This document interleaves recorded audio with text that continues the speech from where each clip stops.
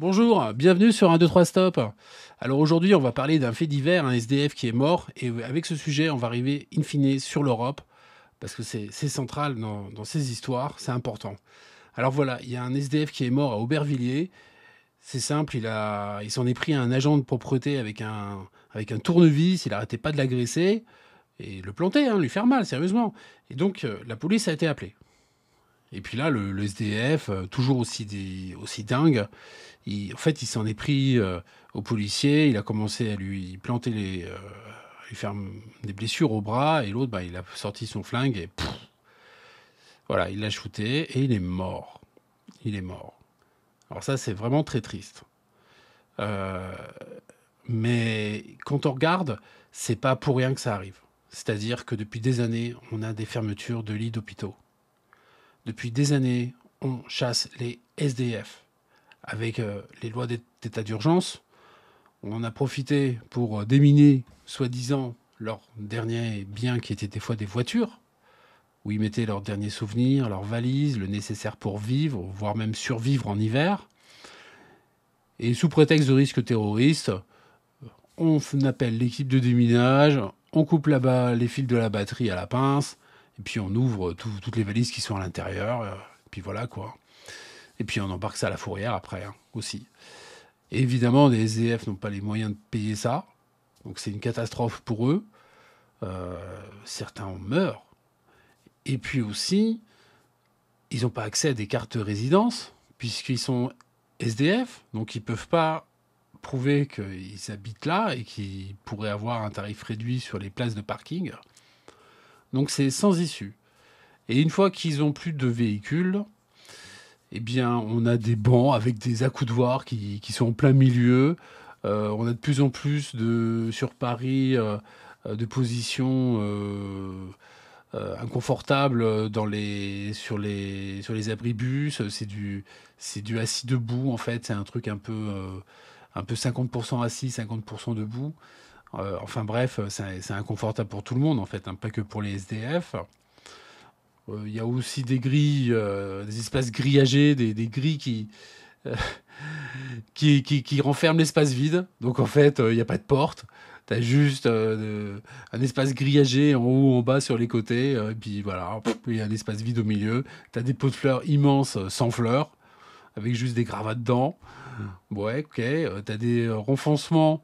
Bah, et tu as un poteau, hein, qui est là. Il n'y a rien au-dessus. Il y a juste un poteau pour éviter que tu puisses t'asseoir. Voilà, c'est de plus en plus de choses comme ça. Et donc, bah, les gens pètent un câble. Et puis aussi, il faut se rappeler de la période Covid, où il y a eu encore des fermetures de lits, dont les fermetures de lits pour la partie psychiatrie. Alors qu'on savait que le confinement, ça allait fragiliser des gens. Vous voyez, c'est vraiment un ensemble. Et donc, on arrive à l'Europe parce que, en fait, on est sous le diktat de l'Europe. On doit appliquer des réductions de déficit.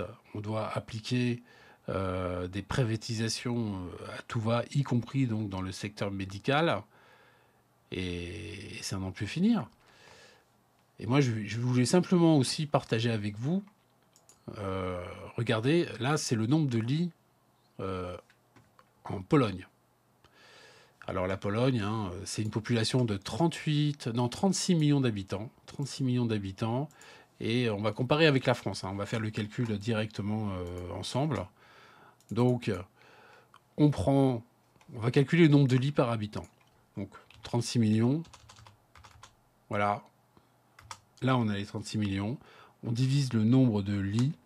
234 617. Alors, il y a eu une grosse chute, hein, en 2019. Puis avec le Covid, ils ont un peu augmenté, hein. Vous voyez, nous, on a fermé des lits. Eux, ils ont trouvé quand même de l'argent pour en ouvrir. Et donc, on arrive euh, un lit pour 153 habitants. Voilà. Donc un lit pour 153 habitants. Et si on fait le même calcul pour la France, on a 386 000 lits. Puis vous voyez, là, on a bien chuté, hein, vous voyez, ici, puis on n'est pas reparti, hein. Les fermetures de lits, ça nous connaît, nous, hein.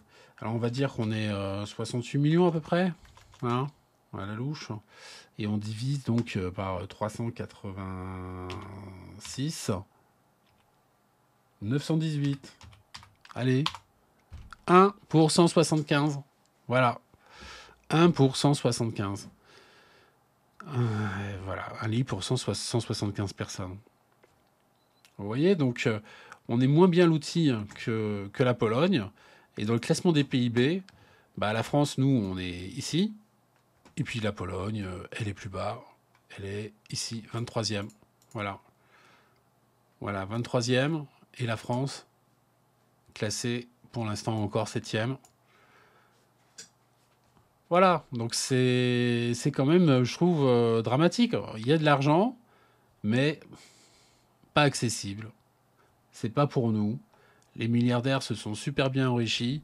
Le CAC 40, il a encore fait des bons. C'est un kangourou. C'est à tel point un kangourou que quand vous voyez que ça surperforme année à année, année sur année, c'est qu'il y a une bulle. Donc attendez-vous aussi que ça pète, hein. C'est très évident. Ça peut être une explication, hein, pourquoi aussi on est dans cette guerre.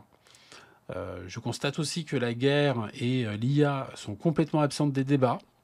On n'en parle pas. Et pourtant, on peut compter sur l'autre dingue qui est au palais, là, pour nous y emmener, hein. Ça, c'est bien parti pour, hein. Voilà.